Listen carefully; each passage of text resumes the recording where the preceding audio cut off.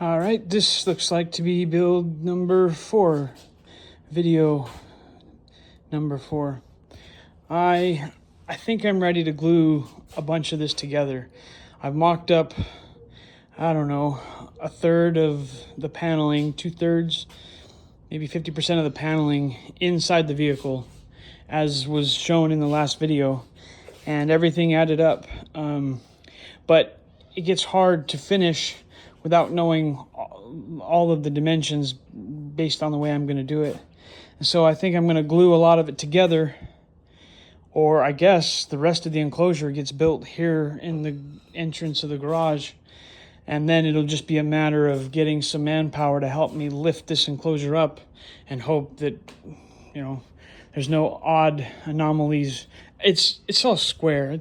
I see no reason that this shouldn't just slide right in. A little bit of spit and elbow grease. All right, so let's talk about the way I'm doing this. So I had cut these little pieces. I'm going to call it a guide and index piece because it's not really that structurally supportive.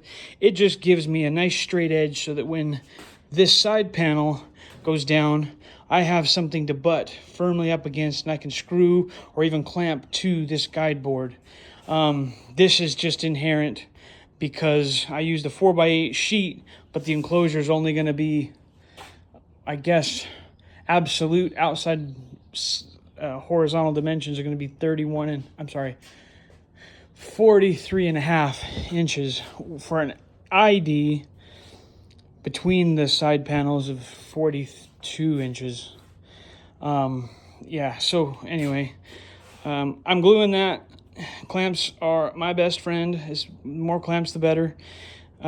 Doesn't take a lot of glue if you're able to clamp and get that glue to squeeze evenly across all of it. So that's gluing. This is part of the front baffle that will go up there, running this direction. So I'm gluing this guy to the side. Okay, how well can you see what I'm doing here? Just having glued and clamped it, there's no screws or any supports to hold it up. This is sitting pretty level. I'm pretty square, sorry. We're sitting pretty square. So just virtue of the straight edge of that panel and then clamping it, it's sitting nice and square. So that should be ideal. And then once the glue dries here, I can stand this up and I can set it there, and this panel becomes the way to keep the side panel square, if that makes any sense. And I'll be able to run a nice fat bead of glue in that corner, and then I'll put glue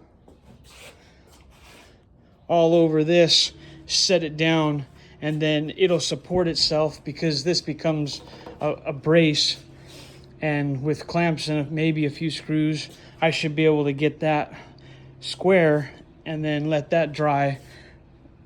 I will build 80% of this enclosure with the bottom, and I'm going to call this the passenger, or the right side from where I'm standing. The majority of the enclosure will get built because even the top will go on, and then the driver's side panel will go on, and that's just the way that the pieces all go together. If I was to put this left side panel on and then put the top on, the top panel squeezes between the left and right panel, and it's difficult to not squish your glue out in that way. It'll make maybe more sense when we actually get to that point. But yeah, this is genuinely the largest enclosure that I've ever built as one solid enclosure. There was a small part of me that considered building 4 separate enclosures that just stacked together, and I might wished that I had done that by the end of this.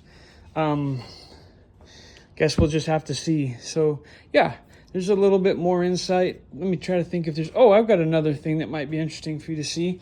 I have a tendency to take a wire brush and just chuck it up in a drill, and you can scuff, I don't know how well you can see that, you can scuff the paneling a little bit, and get it to become a little bit more porous so that when you do glue a joint, you get more adhesion.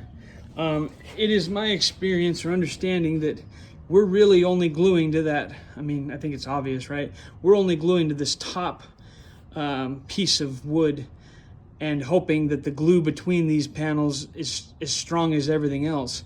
If you rabbet or dado, it is a much stronger adhesion, but I'm told not to use thin veneer because your glue surface ends up being that thin veneer, which isn't very strong.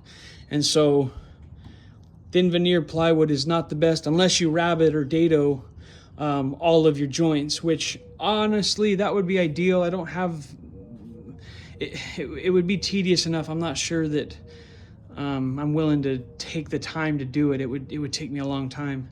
But because I'm not rabbeting or dadoing, I still have a tendency to, with a wire brush, roughly scuff the wood a little bit, take off. And then if some of this wood has been sitting for a long time, it's got, you know, I mean, there's a porousness to it.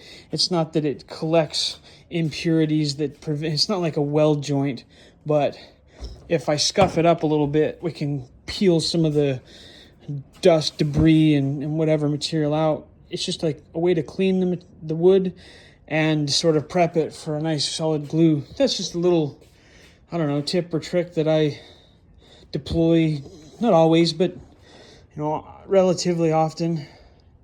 Yeah, we'll call that a build video. On to the next one, guys.